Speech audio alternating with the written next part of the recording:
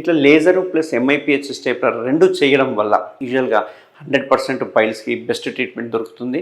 అంతేకాకుండా recurrence rate కూడా చాలా తక్కువ ఉంటుంది. కానీ ఇట్లా సర్జరీ చేసిన తర్వాత తీసుకోవాల్సిన జాగ్రత్తలు ఏంటంటే ఫుడ్ హ్యాబిట్స్ మార్చుకోవాలి కంపల్సరీ. వాటర్ ఎక్కువ తీసుకోవాలి, హై ఫైబర్ డైట్ తీసుకోవాలి, ఫ్రూట్స్ ఎక్కువ తీసుకోవాలి, కొంచెం ఫ్రై ఐటమ్స్ తగ్గించాలి, నాన్ వెజ్ ఐటమ్స్ తగ్గించుకోవాలి.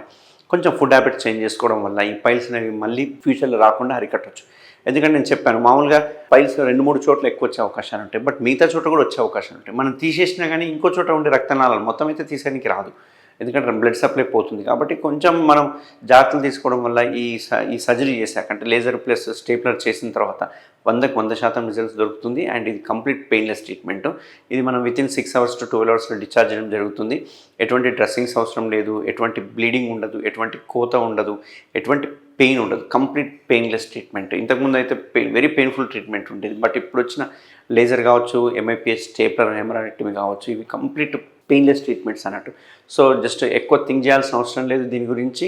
100% రిజల్ట్స్ వస్తుంది. ఎవరికైనా ఇట్లాంటి పైల్స్ ప్రాబ్లం ఉంటే తప్పకుండా ట్రీట్మెంట్ రేంజ్ హాస్పిటల్ అవైలబుల్ ఉంటాను. అండ్ కన్సల్ట్ అయితే కనుక మనం లేజర్ స్టేప్లర్ ద్వారా దీన్ని 100% నిర్మూలించవచ్చు.